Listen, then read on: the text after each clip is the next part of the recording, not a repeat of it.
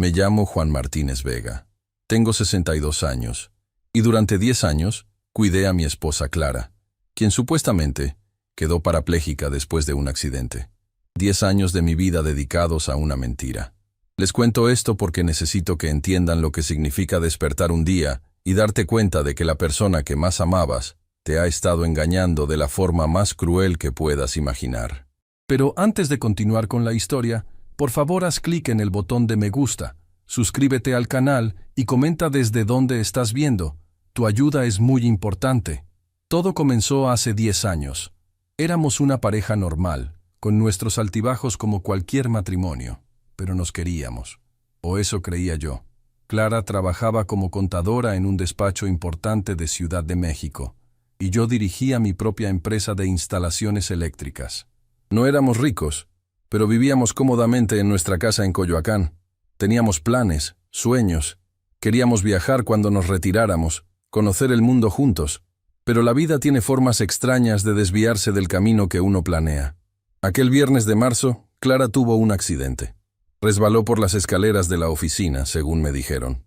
Cuando llegué al hospital, Laura, su hermana, ya estaba allí, con esa mirada de preocupación que ahora reconozco como la primera señal de actuación en este teatro macabro. «Juan, el médico dice que la caída afectó su columna», me dijo Laura con lágrimas en los ojos. «No saben si podrá volver a caminar».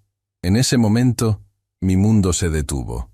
No podía imaginar a mi Clara, siempre tan activa, tan llena de vida, confinada a una silla de ruedas.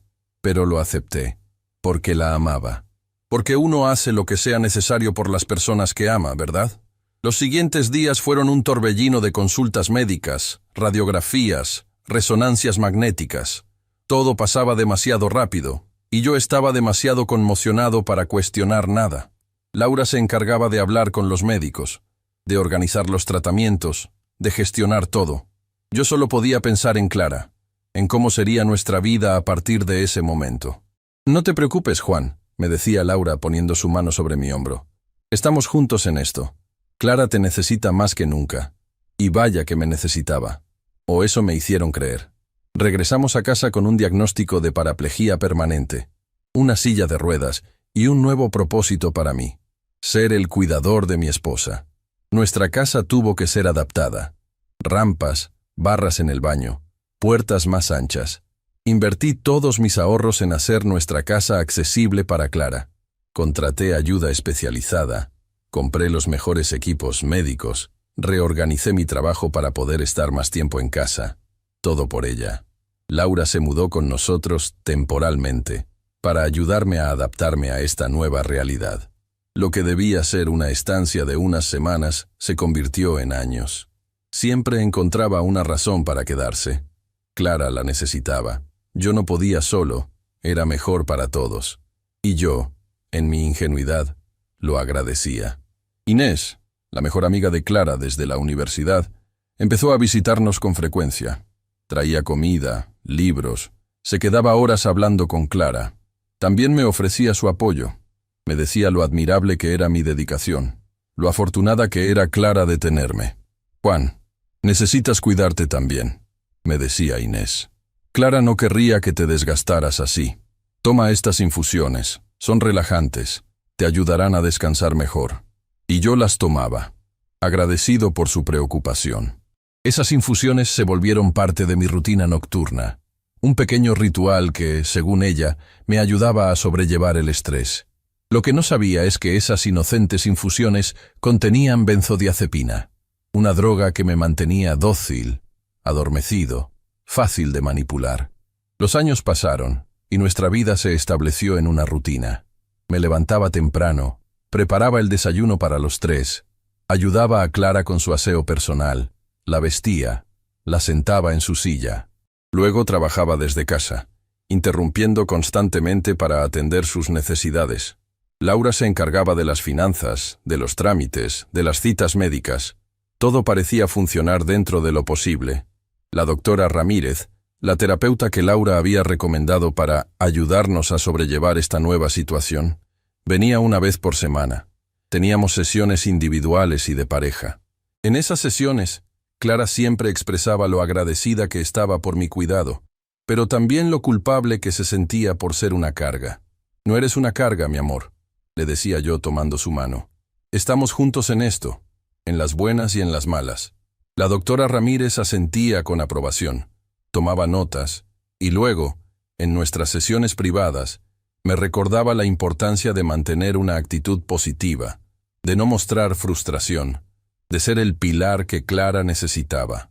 Clara es muy sensible a tu estado de ánimo, Juan, me decía. Cualquier signo de cansancio o descontento de tu parte la devastaría, aumentaría su depresión. Tienes que ser fuerte por ella. Y yo lo intentaba. Dios sabe que lo intentaba. Pero había días en que el cansancio me vencía, en que sentía que mi vida se había reducido a ser un cuidador. Extrañaba a la Clara de antes, nuestra vida de antes. Pero esos pensamientos me hacían sentir culpable, egoísta. Así que los apartaba y seguía adelante. Las visitas al doctor Méndez, el neurólogo que trataba a Clara, eran rutinarias. Cada 6 meses íbamos al hospital para una revisión. Laura siempre insistía en acompañarnos, en estar presente durante la consulta. El doctor Méndez examinaba a Clara, revisaba sus reflejos, su sensibilidad, hacía anotaciones en su expediente y nos daba siempre el mismo diagnóstico. No había mejoría, la condición era permanente. Debíamos enfocarnos en la calidad de vida, no en falsas esperanzas. Pero hace 3 meses, algo cambió. Era una visita rutinaria como cualquier otra. Laura no pudo acompañarnos porque estaba enferma. Era la primera vez en años que íbamos solos Clara y yo al hospital. La consulta transcurrió como siempre, hasta que el doctor Méndez pidió hablar conmigo en privado. Señor Martínez, necesito que deje a su esposa aquí mientras realizamos unos estudios adicionales, me dijo, con una expresión que no supe interpretar. Venga a mi oficina, por favor. Dejé a Clara en manos de una enfermera y seguí al doctor a su despacho. Cerró la puerta y me miró fijamente. Señor Martínez, lo que voy a decirle debe quedar entre nosotros, comenzó, con una gravedad en su voz que me heló la sangre. He estado revisando el historial médico de su esposa, las resonancias magnéticas, todos los estudios realizados en estos años, y hay algo que no cuadra. ¿A qué se refiere, doctor?, pregunté, sintiendo cómo mi corazón comenzaba a acelerarse. No hay evidencia de lesión medular, dijo, directo y sin rodeos. No hay nada, absolutamente nada en las imágenes que justifique una paraplejía, ni en las primeras resonancias, ni en las actuales. Me quedé en silencio, tratando de procesar sus palabras. ¿Cómo era posible? 10 años en silla de ruedas, sin una lesión real? Pero ella no puede mover las piernas, balbuceé. La he visto intentarlo. He estado con ella en terapia física. Señor Martínez, me interrumpió el doctor Méndez, inclinándose hacia mí. Lo que estoy sugiriendo es que su esposa podría estar simulando su condición. No sé por qué, no sé desde cuándo, pero médicamente no hay razón para que no pueda caminar. El mundo se detuvo en ese instante. 10 años. 10 años de mi vida dedicados a cuidar de alguien que me había estado engañando. 10 años de sacrificios, de adaptaciones, de renuncias, todo basado en una mentira. ¿Estás seguro?, fue lo único que pude preguntar, con la voz entrecortada. Completamente, asintió el doctor. Y hay algo más que me preocupa. He notado que usted parece adormecido, como sedado. Sus reflejos son lentos, su discurso a veces es confuso. ¿Está tomando alguna medicación? Le hablé de las infusiones que Inés me daba, de cómo Laura controlaba todos los medicamentos de la casa, de cómo la doctora Ramírez insistía en que debía mantenerme tranquilo por el bien de Clara. El doctor Méndez escuchó en silencio, con una expresión cada vez más preocupada. Cuando terminé, se levantó y cerró con llave la puerta de su oficina. Señor Martínez, creo que usted podría estar siendo víctima de abuso. No sé exactamente qué está pasando en su hogar, pero algo no está bien. Mi consejo profesional es que no regrese a casa hoy. No confronte a su esposa ni a nadie más. Busque ayuda, reúna pruebas, y por su seguridad, no mencione esta conversación a nadie. Salí del hospital en estado de shock, con Clara en su silla de ruedas, actuando como siempre, preguntándome por qué el doctor había querido hablar conmigo a solas, diciéndome que seguro no era nada importante. Conduje de regreso a casa en piloto automático, tratando de asimilar la bomba que acababa de estallar en mi realidad. Esa noche, por primera vez en 10 años, no tomé la infusión que Inés había dejado preparada. Fingí beberla y la tiré por el desagüe cuando nadie miraba. Me acosté junto a Clara, como siempre, y esperé. Esperé hasta estar seguro de que todos en la casa dormían profundamente. Entonces, con el corazón latiéndome tan fuerte que temía que se escuchara en toda la casa, me levanté sigilosamente y fui al armario donde guardaba algunas herramientas. Saqué una pequeña cámara de seguridad que había comprado años atrás para la empresa y nunca había utilizado. La configuré rápidamente y la oculté en nuestra habitación, enfocando directamente hacia la cama y la silla de ruedas de Clara. No sabía qué esperar. No sabía si el doctor Méndez estaba en lo cierto, o si yo estaba cometiendo un grave error al desconfiar de la mujer con la que había compartido más de 30 años de mi vida. Pero necesitaba saber la verdad. Lo que vi en esa grabación la mañana siguiente cambió mi vida para siempre. Eran las 3 de la madrugada cuando Clara se movió en la cama. Se incorporó lentamente. Miró hacia mi lado para asegurarse de que dormía profundamente. Y entonces, con una naturalidad que me dejó helado, movió sus piernas hacia el borde de la cama, se puso de pie y caminó. Caminó con la seguridad de quien nunca ha perdido la capacidad de hacerlo. Se dirigió al baño, encendió la luz y cerró la puerta. 5 minutos después, regresó caminando, se metió en la cama y volvió a colocar sus piernas en la misma posición, como si jamás se hubieran movido. En ese momento, mientras veía la grabación en mi teléfono escondido en el garaje, sentí cómo 10 años de mi vida se convertían en una terrible farsa. 10 años de dedicación, de amor, de sacrificio, todo basado en la mentira más cruel que jamás hubiera imaginado. Pero esto era solo el principio. Lo que descubrí en las semanas siguientes fue aún peor. Un elaborado plan, una conspiración que involucraba a las personas más cercanas a mí, diseñado para controlarme, para manipularme, para robarme no solo mi dinero, sino mi vida entera. Y ahora, mientras les cuento esto, preparo mi venganza. Porque si algo aprendí en estos 10 años es a tener paciencia. Y la paciencia, amigos míos, es el arma más poderosa cuando se trata de hacer justicia. Después de descubrir que Clara podía caminar, mi mundo se convirtió en un campo minado donde cada paso debía ser calculado meticulosamente. No podía dejar que ella, ni Laura, ni Inés, sospecharan que yo sabía la verdad. Tenía que seguir actuando como el esposo dedicado, el cuidador incansable, mientras recolectaba pruebas de esta horrible conspiración. La mañana siguiente a mi descubrimiento, fingí normalidad.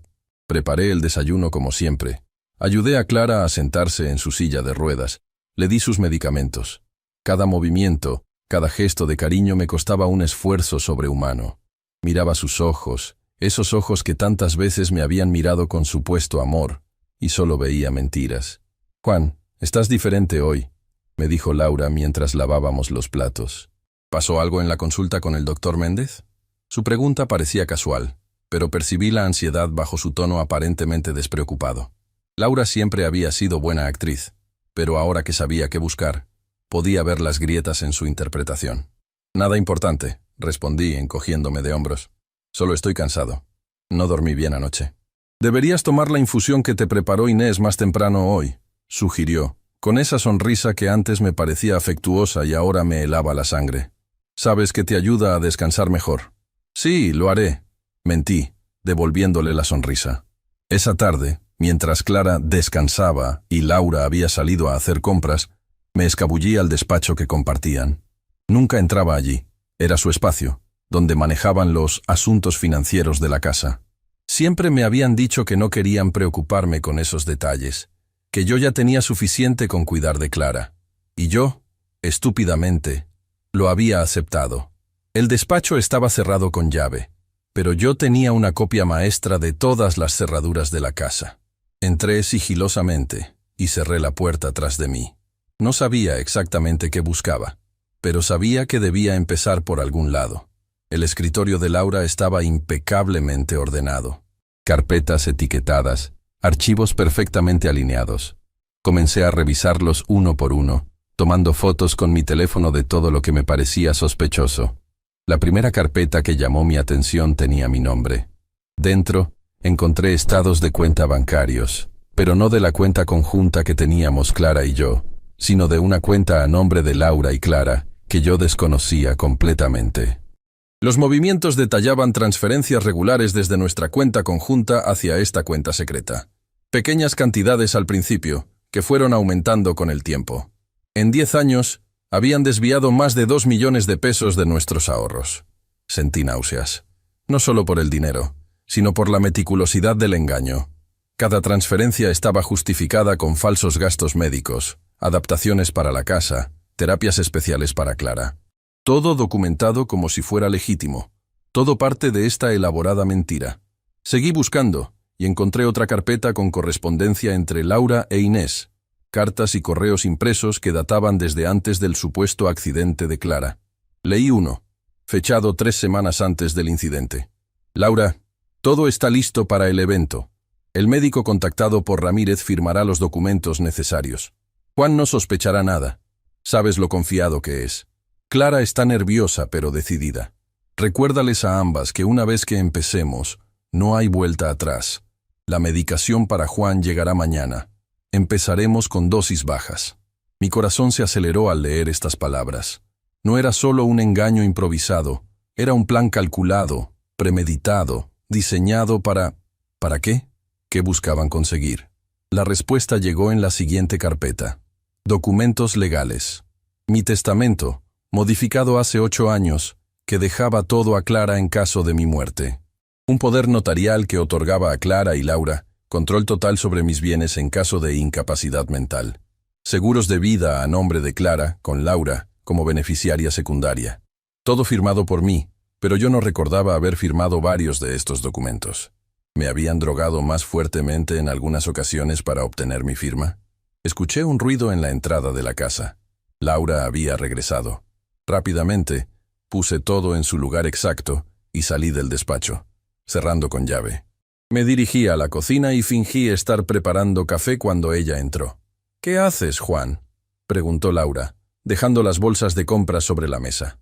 «Pensé en preparar café para los 3», respondí con naturalidad. «Clara debe estar por despertar de su siesta». Laura me miró con una expresión que no supe descifrar. ¿Sospechaba algo? Decidí que necesitaba ser más cauteloso. Esa noche, mientras cenábamos, observé detenidamente la dinámica entre las 3. Las miradas cómplices entre Clara y Laura. La forma en que Inés, que se había unido a nosotros para cenar, espontáneamente, vigilaba que yo tomara la infusión que me había preparado. «Juan, no has tocado tu té», señaló Inés con fingida preocupación. «Se enfriará». «Oh, lo siento», dije, llevando la taza a mis labios, pero sin beber realmente. Estaba distraído. «Has estado distraído todo el día», comentó Clara tomando mi mano sobre la mesa. «¿Te encuentras bien, mi amor?».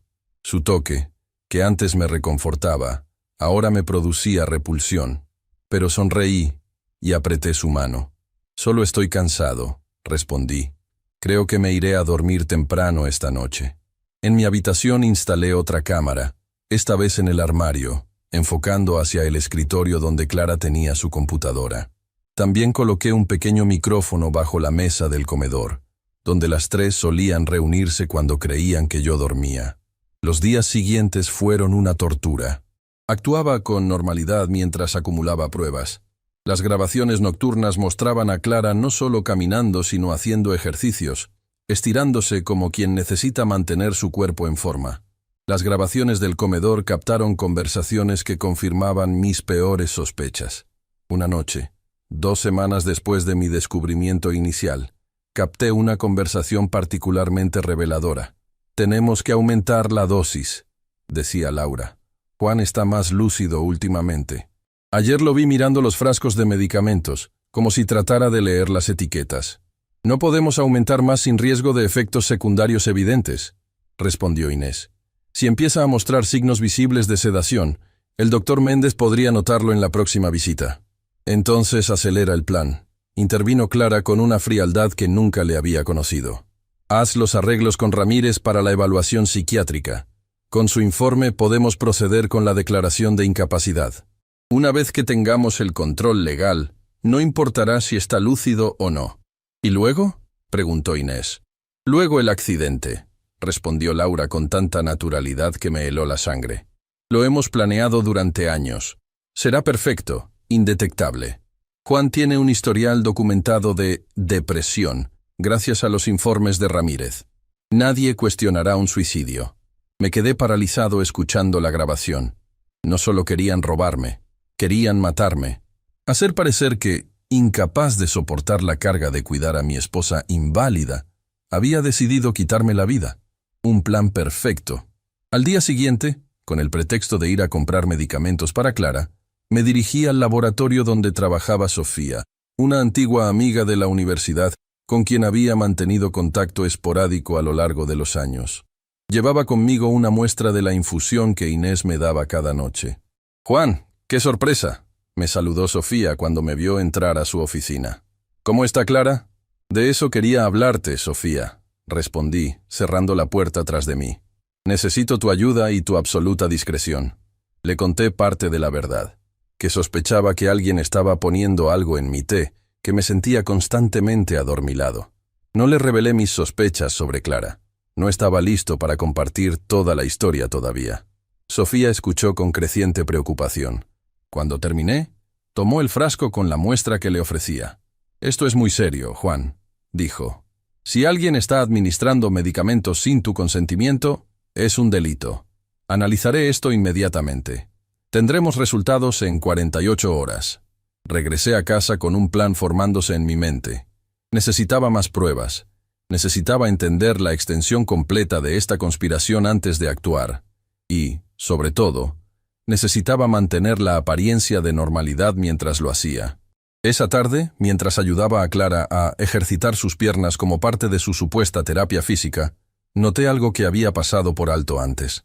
La forma en que tensaba los músculos, la resistencia que ofrecía cuando movía sus piernas.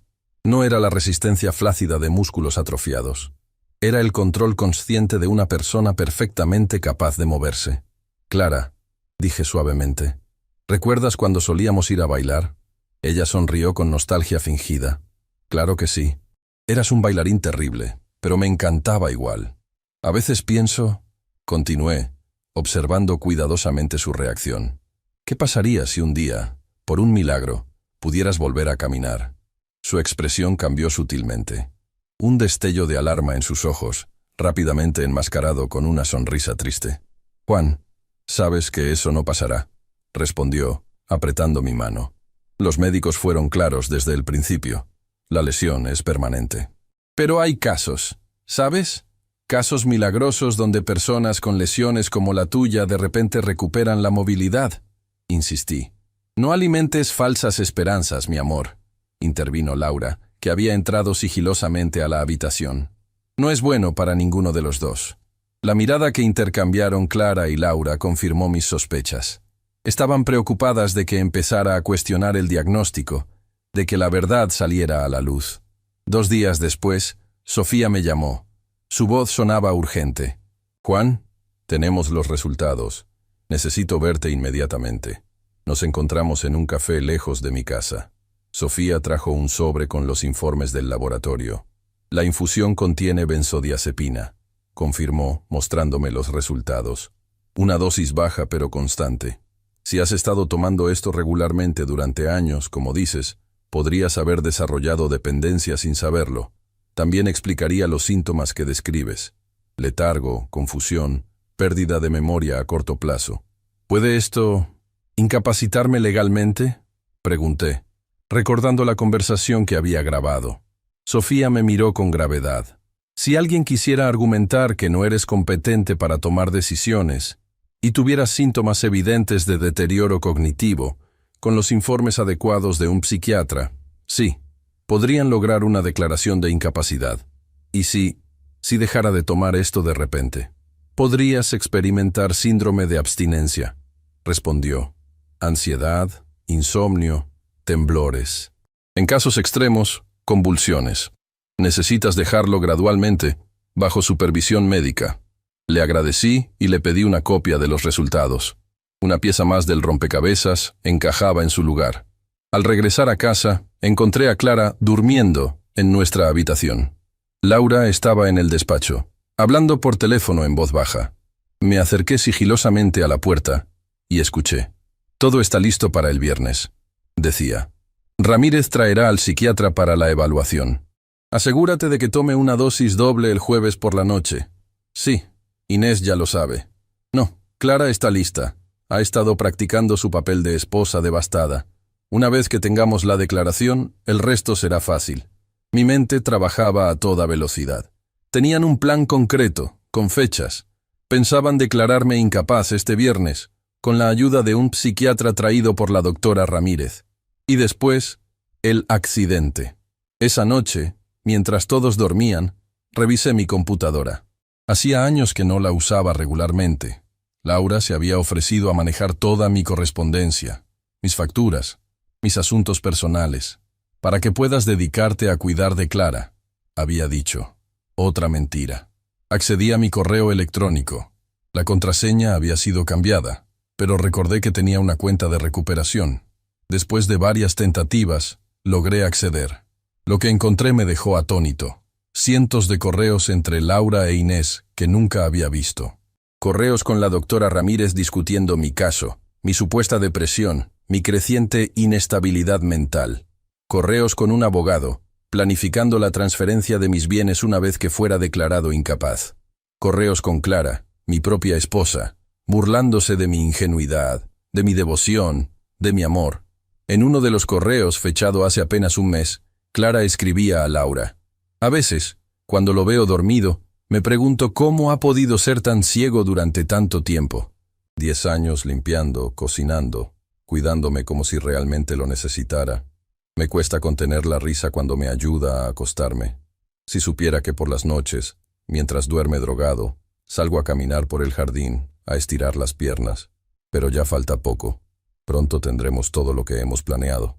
Las lágrimas corrían por mi rostro mientras leía estas palabras. 10 años de mi vida, dedicados a una mentira.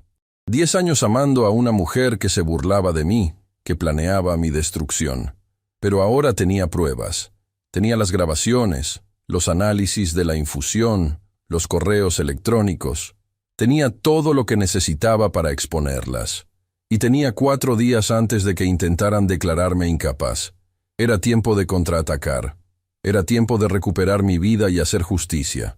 La paciencia que había aprendido durante estos 10 años de cuidados constantes ahora se convertiría en mi arma más poderosa. Esperaría el momento exacto. Prepararía cada detalle, y cuando menos lo esperaran, cuando estuvieran seguras de su victoria, les mostraría que el hombre al que creían haber destruido estaba muy vivo y listo para la venganza. Guardé todas las pruebas en una memoria USB y la escondí en un lugar donde sabía que nunca buscarían, dentro del marco de nuestra foto de bodas, la que mantenía en mi mesita de noche como símbolo de un amor que ahora sabía que nunca había existido. Mañana comenzaría los preparativos para el ajuste de cuentas. Mañana daría el primer paso para recuperar mi dignidad, mi vida y mi futuro. La mañana siguiente desperté con una claridad mental que no había experimentado en años. Por primera vez en una década, tenía un propósito diferente al de cuidar a Clara. Ahora mi objetivo era sobrevivir y hacer justicia. Durante el desayuno, noté que las 3 mujeres parecían más tensas de lo habitual. Intercambiaban miradas cuando creían que no las veía, y Laura revisaba constantemente su teléfono. ¿Sucede algo?, pregunté con fingida inocencia mientras servía el café. No, nada importante, respondió Laura rápidamente. Solo algunos preparativos para la visita de la doctora Ramírez mañana. ¿Viene mañana? No recuerdo que me lo hubieran mencionado, dije, fingiendo confusión. Te lo dijimos la semana pasada, Juan, intervino Clara con un tono de preocupación exagerada. ¿No lo recuerdas? Estaban plantando semillas, documentando mi supuesta pérdida de memoria, creando un historial de deterioro cognitivo que pudieran usar contra mí. Ah, sí, ahora lo recuerdo. Mentí, y vi cómo intercambiaban miradas de decepción. Querían que olvidara, que mostrara signos de confusión. Después del desayuno, anuncié que iría a la ferretería a comprar algunas herramientas para reparar una gotera en el garaje. La gotera era real, pero mi verdadero propósito era otro. ¿Quieres que te acompañe?, ofreció Laura, como esperaba que hiciera. Hacía años que no me dejaban salir solo. Siempre había alguien vigilándome, controlándome. No es necesario, respondí con una sonrisa. Será rápido. Y tú tienes esa llamada importante, ¿no? Laura dudó por un momento, pero luego asintió. Había plantado la excusa de la llamada el día anterior, mencionando casualmente que tenía que hablar con el abogado sobre asuntos familiares. Está bien, pero lleva tu teléfono, insistió. Y no tardes demasiado. Clara necesitará su medicación en 2 horas. No te preocupes, la tranquilicé. Estaré de vuelta a tiempo. En cuanto salí de casa, me dirigí directamente a la oficina del doctor Méndez. Había llamado temprano esa mañana, antes de que todos despertaran, y él había accedido a verme de inmediato. El doctor me recibió en su oficina con expresión grave. Señor Martínez, ¿descubrió algo? Más de lo que podría haber imaginado, doctor, respondí, y procedí a mostrarle las pruebas que había recolectado. Las grabaciones de Clara caminando, los análisis de la infusión con benzodiazepina, copias de los correos electrónicos, fotografías de los documentos financieros. El doctor Méndez revisó todo en silencio, su rostro pasando de la incredulidad al horror y finalmente a la indignación profesional. Esto es monstruoso, dijo finalmente. Una burla a la medicina, un abuso de confianza en todos los niveles, y esa doctora Ramírez debería perder su licencia inmediatamente. Necesito su ayuda, doctor, dije. Planean declararme incapaz este viernes. Traerán a un psiquiatra, probablemente sobornado o engañado por Ramírez, para evaluar mi estado mental. No permitiré que eso suceda, afirmó el doctor con determinación. Tengo contactos en el colegio de médicos. Podemos denunciar a Ramírez, solicitar una investigación. Eso tomará tiempo, repliqué. Y no tengo tiempo. Necesito detenerlas antes de que ejecuten su plan. Necesito exponerlas, pero de una manera que no puedan escapar, que no puedan negar. El doctor Méndez se reclinó en su silla, pensativo. ¿Qué tiene en mente exactamente, señor Martínez? Un confrontamiento, respondí. Una trampa. Dejarles creer que su plan está funcionando, y luego revelar la verdad cuando estén todas presentes, incluyendo a Ramírez y ese psiquiatra que planean traer. Pero necesitaré testigos, autoridades que puedan intervenir en el momento adecuado. Conozco a alguien en la Fiscalía especializada en delitos contra personas vulnerables, dijo el doctor tras un momento de reflexión. Un fiscal que toma muy en serio casos como este. Podría contactarlo, explicarle la situación. ¿Confía en él?, pregunté. ¿Mantendrá la discreción hasta el momento adecuado? Absolutamente, aseguró el doctor. Ha manejado casos similares antes, aunque, debo admitir, ninguno tan elaborado como el suyo. Pasamos la siguiente hora planificando. El doctor Méndez llamó al fiscal Ortega, quien accedió a reunirse con nosotros esa misma tarde. También contactó a un colega psiquiatra de confianza que podría contrarrestar cualquier evaluación falsa que presentara Ramírez. Antes de irme, el doctor me entregó una pequeña caja. Pastillas de placebo, explicó. Idénticas en apariencia a la benzodiazepina que le han estado dando, pero completamente inofensivas. Sustituya sus infusiones con estas.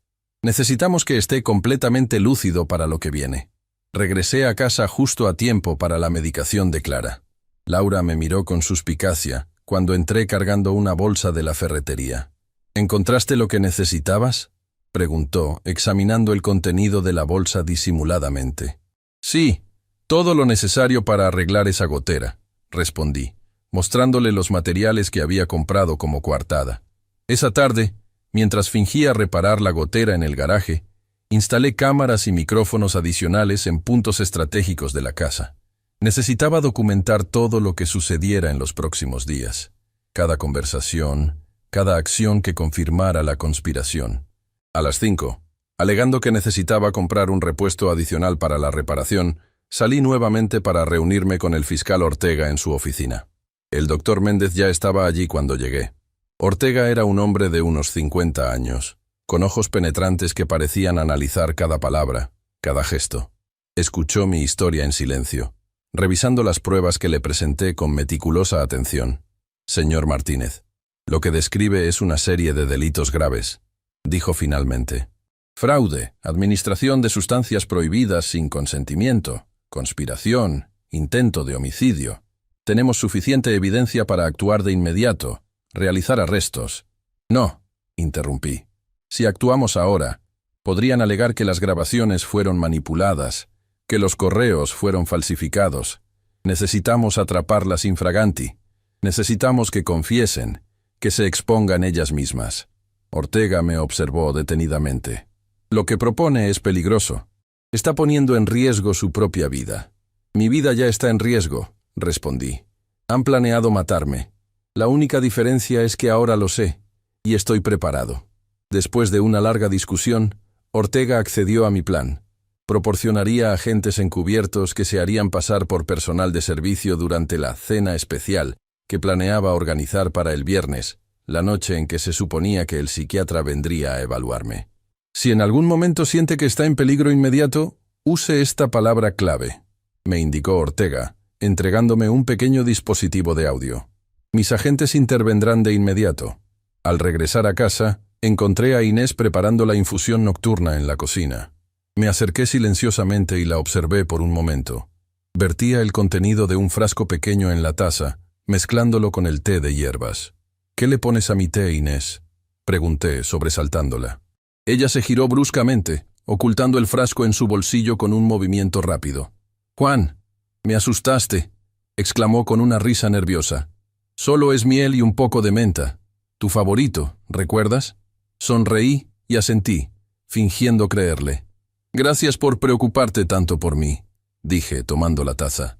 «No sé qué haría sin ti, sin Laura, sin Clara. Son mi familia». Vi un destello de culpa en sus ojos, rápidamente reemplazado por una sonrisa forzada. «Nos cuidamos entre todos», respondió. «Es lo que hace la familia». Fingí beber el té en su presencia, pero apenas ella salió de la cocina, lo vertí en la maceta de una planta y sustituí el líquido con agua. Luego llevé la taza vacía al fregadero como si me lo hubiera terminado. Esa noche, mientras todos dormían, activé el micrófono del comedor. Como esperaba, Clara, Laura e Inés se reunieron allí para discutir sus planes. «¿Le diste la dosis completa?», preguntó Laura a Inés. «Sí, incluso un poco más», respondió Inés. «Debería estar profundamente dormido. No recordará nada de lo que pasó hoy». «Perfecto», intervino Clara. «Ramírez vendrá mañana con los documentos preliminares. El viernes traerá al psiquiatra Velasco. Él ya tiene preparado el informe. Solo necesita la entrevista para validarlo». «¿Y si se resiste?», preguntó Inés. Hoy parecía más presente, más lúcido. «Por eso aumentamos la dosis», respondió Laura con impaciencia. «Para el viernes estará completamente dócil, confundido. Velasco hará preguntas específicamente diseñadas para evidenciar deterioro cognitivo. Juan no tendrá oportunidad». «¿Y después?», insistió Inés, con un temblor en la voz que me sorprendió. ¿Estaba desarrollando dudas? «Después seguimos el plan original», respondió Clara con frialdad. «El accidente ocurrirá la semana siguiente. Ramírez ya ha estado documentando tendencias suicidas en sus informes durante años. Nadie cuestionará que, devastado por su diagnóstico de demencia incipiente, Juan decidió terminar con su vida. Es tan definitivo», murmuró Inés.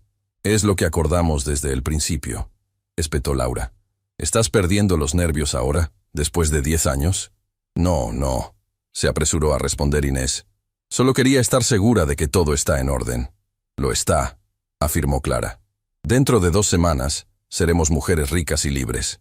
Al día siguiente, la doctora Ramírez llegó puntualmente a las 10 de la mañana.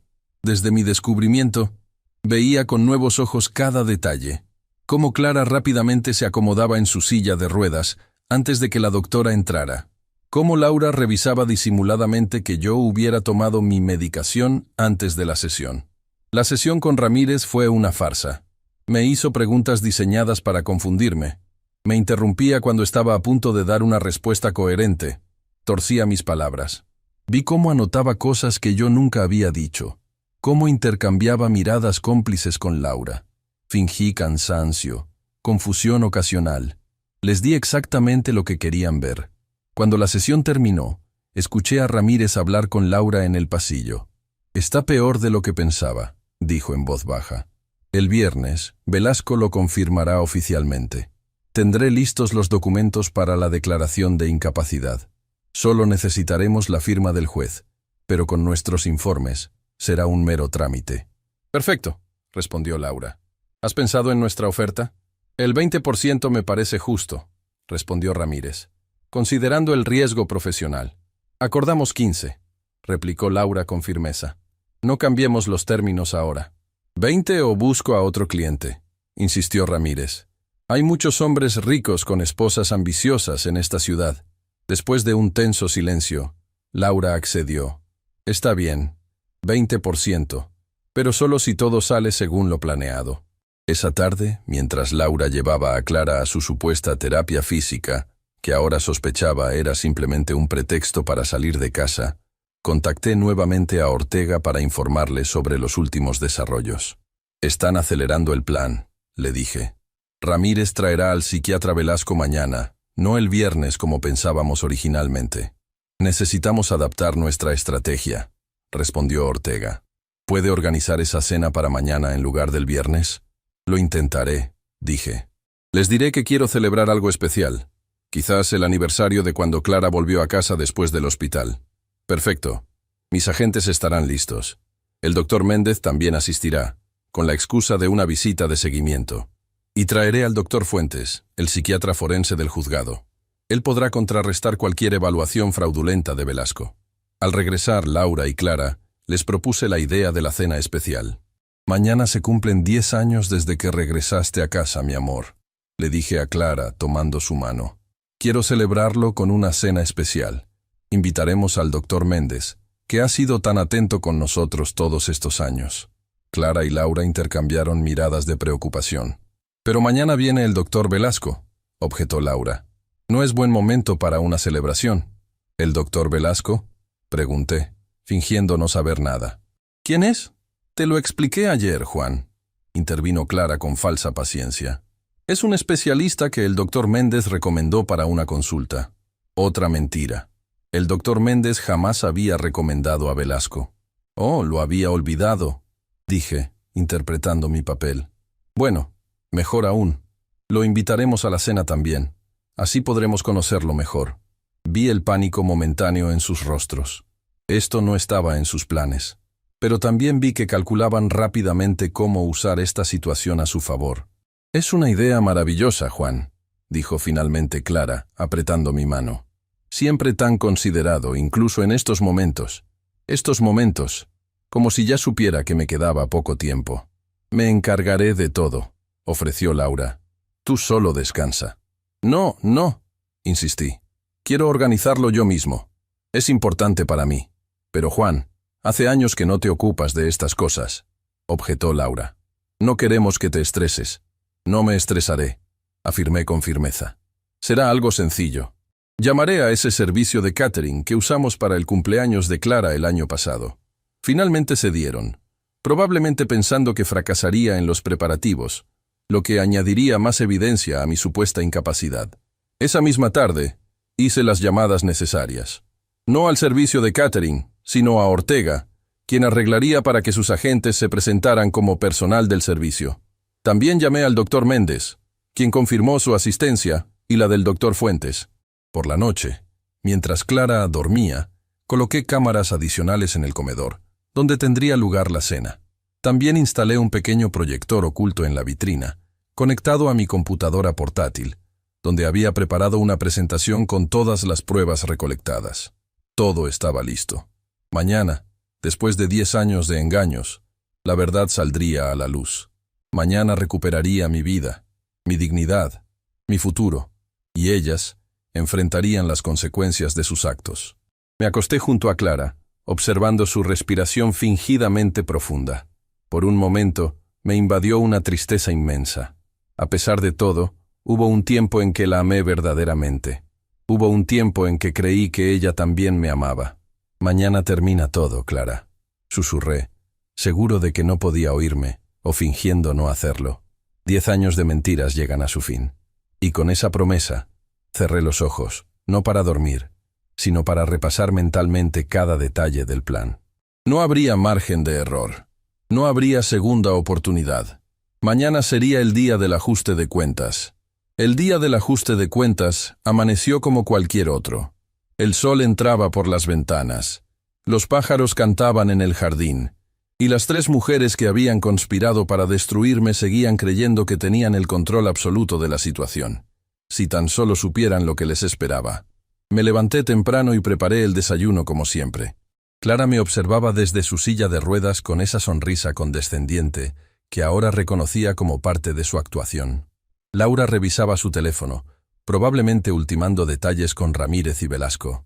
Inés había llegado temprano, trayendo las infusiones especiales que ya no tenían efecto en mí, gracias a las pastillas de placebo del doctor Méndez. «Estás de buen humor hoy», comentó Laura, observándome con suspicacia. «Es un día especial», respondí con una sonrisa genuina. 10 años desde que Clara volvió a casa. 10 años de dedicación. «Eres el mejor esposo que una mujer podría desear», dijo Clara, tomando mi mano con fingida emoción. «No sé qué habría hecho sin ti, ni yo sin ti», pensé con amarga ironía. Sin ella, sin su elaborada mentira, habría vivido una vida normal. Habría envejecido con dignidad, rodeado de amor verdadero, no de esta telaraña de engaños. «El servicio de catering llegará a las 5», anuncié. «La cena será a las 7. He invitado al doctor Méndez, como les dije. También vendrá el doctor Fuentes, un colega suyo que quiere presentarnos». «¿El doctor Fuentes?», preguntó Laura con alarma apenas disimulada. «¿No mencionaste a ningún doctor Fuentes ayer?» «¿No lo hice?», fingí confusión. «El doctor Méndez me llamó anoche para preguntarme si podía traerlo. Es un especialista en... no recuerdo exactamente. La memoria me falla últimamente». Vi el alivio en sus rostros. Mi aparente confusión les confirmaba que su plan estaba funcionando, que yo estaba deteriorándome exactamente como habían planeado. «No te preocupes, mi amor», dijo Clara palmeando mi mano. «Es normal a tu edad tener pequeños olvidos. A mis 62 años, estaba lejos de la edad donde los pequeños olvidos fueran normales. Pero ese comentario revelaba su estrategia. Hacerme sentir viejo, inútil, incapaz. Supongo que sí», respondí con fingida resignación. Pasé la mañana preparando la casa para la cena. Laura intentaba supervisarme constantemente, pero encontré maneras de escapar de su vigilancia el tiempo suficiente para verificar que todas las cámaras y micrófonos funcionaran correctamente, que el proyector estuviera listo, que mi presentación estuviera en orden. A las 3 de la tarde, recibí un mensaje de texto de Ortega confirmando que todo estaba preparado. Sus agentes llegarían a las 5, disfrazados como personal del servicio de catering. El doctor Méndez y el doctor Fuentes, el psiquiatra forense, llegarían a las 7, junto con Ramírez y Velasco. A las 4, Clara y Laura se retiraron a descansar antes de la cena. Sabía que en realidad estarían repasando su plan, preparándose para la evaluación que Velasco realizaría, ajustando los últimos detalles de su estrategia. Aproveché ese momento para revisar una última vez todas las pruebas que presentaría esa noche. Los videos de Clara caminando cuando creía que nadie la veía. Los análisis de la infusión que demostraban la presencia de benzodiazepina. Los correos electrónicos y documentos financieros que revelaban el desvío de fondos. Las grabaciones de audio donde discutían abiertamente su plan para declararme incapaz y luego simular mi suicidio. Todo estaba listo. Solo quedaba esperar. A las 5 en punto, llegó el servicio de catering.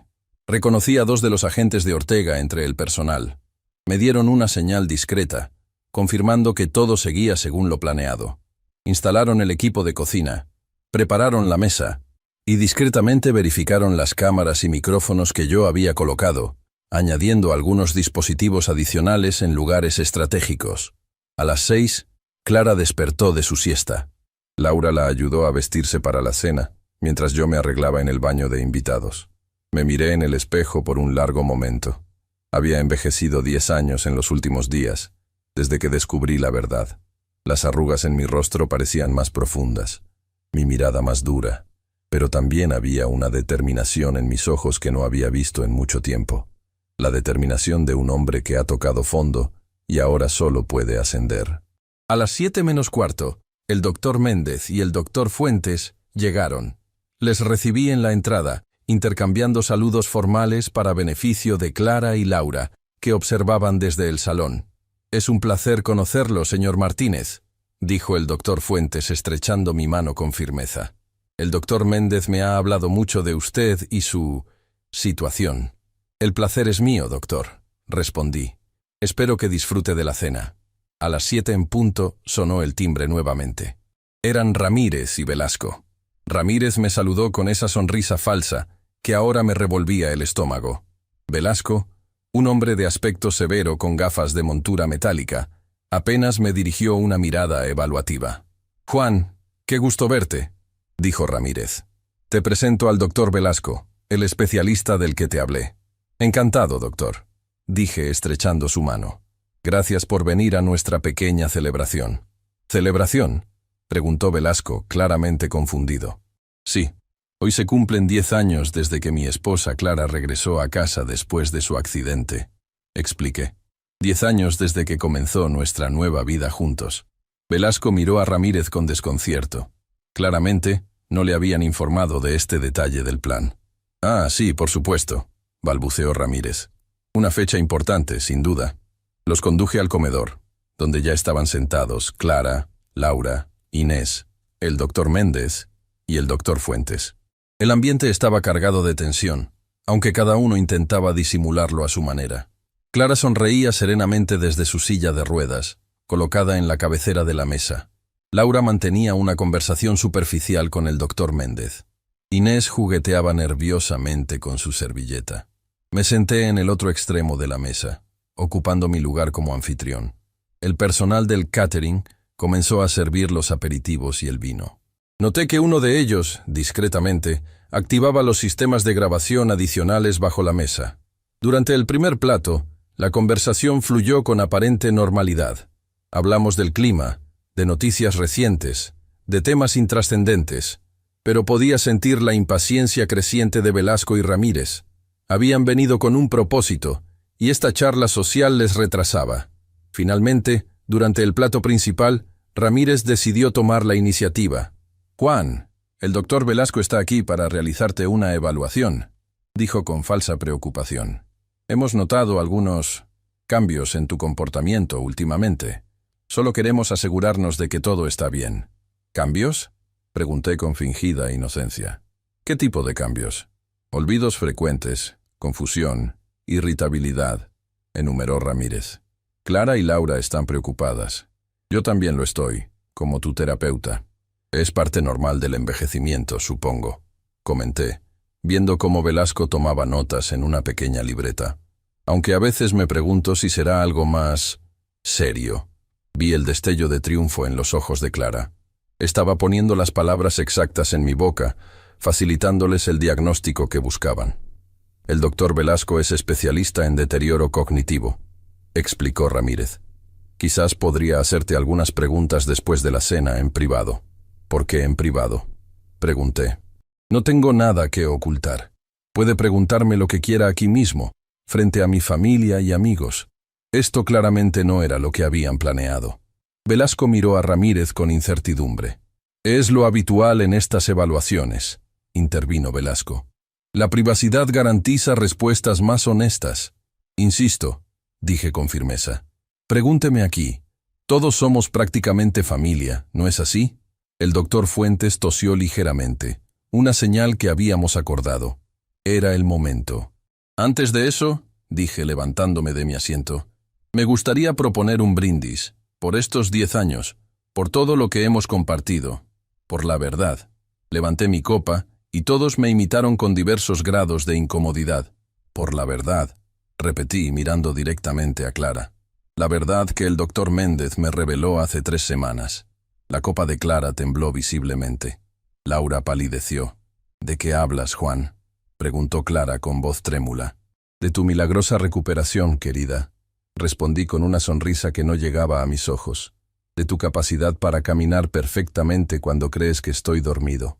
Un silencio sepulcral cayó sobre la mesa. Todos los ojos estaban fijos en mí. Podía ver el pánico creciendo en los rostros de Clara, Laura y Ramírez. Inés parecía a punto de desmayarse. «Juan, no sé de qué estás hablando». dijo Clara, intentando mantener la compostura. Creo que esto confirma lo que temíamos. Estás confundido. Estás imaginando cosas. ¿Lo estoy? Pregunté, sacando un pequeño control remoto de mi bolsillo. ¿Estoy imaginando esto?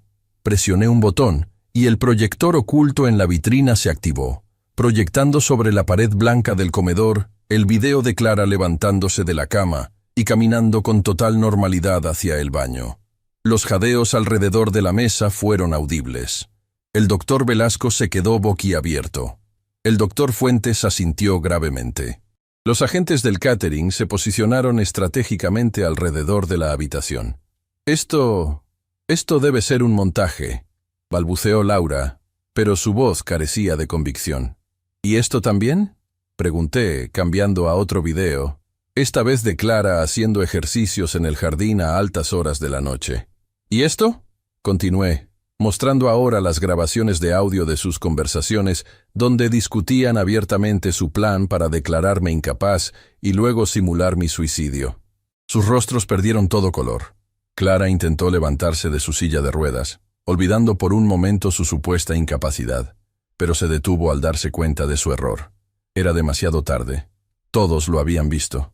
10 años, dije, mi voz quebrándose ligeramente por primera vez. 10 años cuidándote, amándote, sacrificándome por ti. Y todo era una mentira. Juan, puedo explicarlo, comenzó Clara. ¿Explicar qué? La interrumpí. ¿Cómo fingiste un accidente? ¿Cómo me drogaron durante años para mantenerme dócil y confundido? ¿Cómo planeaban matarme después de robarme todo? Cambié la proyección, mostrando ahora los análisis de la infusión con benzodiazepina, los documentos financieros que revelaban el desvío de fondos, los correos electrónicos incriminatorios. Lo tengo todo, declaré, cada detalle de su plan, cada paso de su conspiración. Y no estoy solo. Como si fuera una señal, el doctor Fuentes se levantó y mostró su identificación oficial. Doctor Arturo Fuentes, psiquiatra forense del Tribunal Superior de Justicia, se presentó formalmente. Y estos caballeros, los miembros del catering, sacaron sus placas. Policía Nacional, anunció uno de ellos. Estamos aquí a petición del fiscal Ortega, de la Fiscalía Especializada en Delitos contra Personas Vulnerables. Ramírez intentó huir, pero 2 agentes la bloquearon inmediatamente.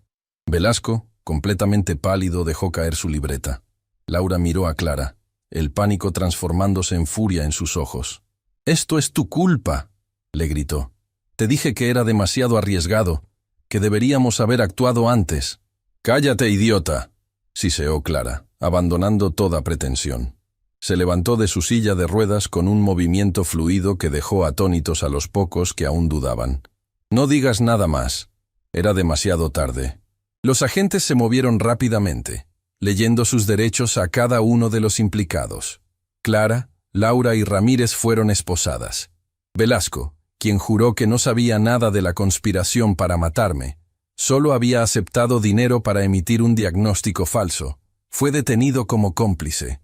Inés, sorprendentemente, rompió a llorar y comenzó a confesarlo todo, implorando clemencia. Fue idea de Laura desde el principio, sollozó. Me convenció de participar. Solo preparaba las infusiones, lo juro. No sabía que planeaban matarlo. Pensé que solo querían controlar su dinero. Mientras los policías se llevaban a los detenidos, me quedé solo con el doctor Méndez en el comedor devastado, rodeados de platos a medio comer y copas derramadas.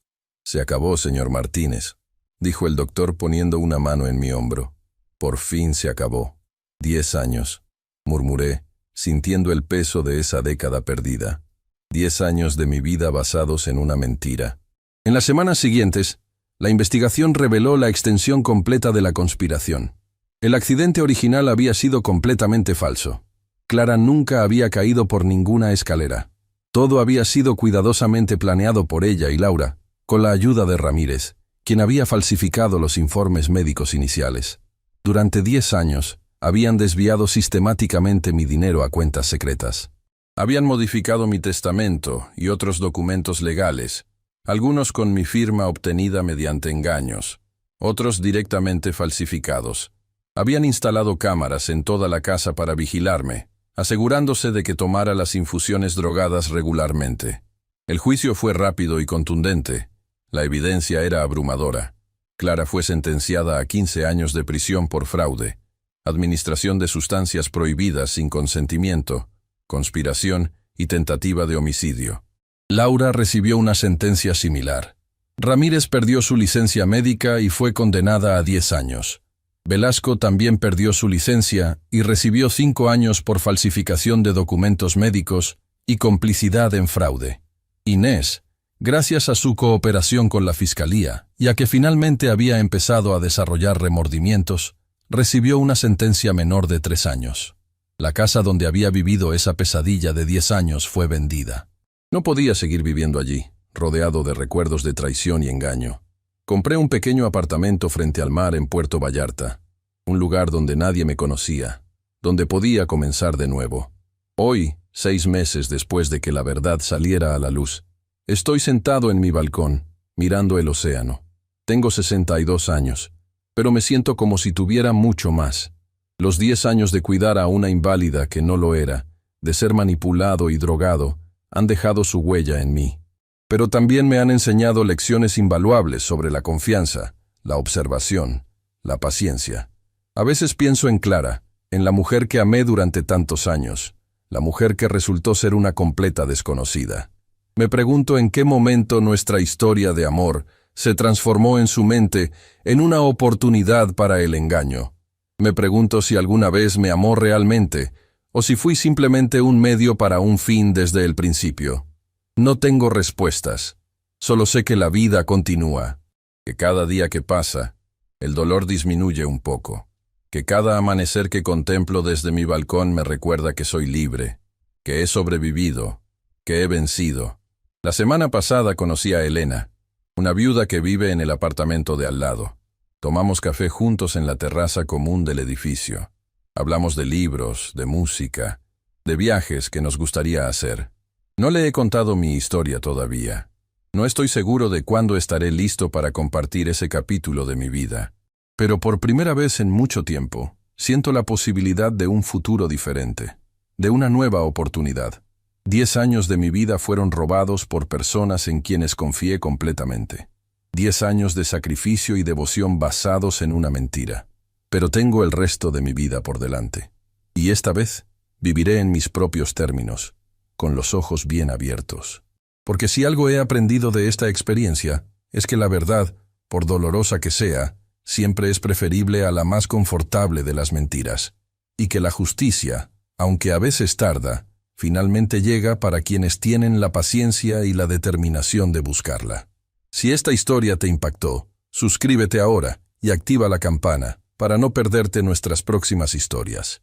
Dale like si crees que Juan hizo lo correcto al enfrentar a los que lo traicionaron.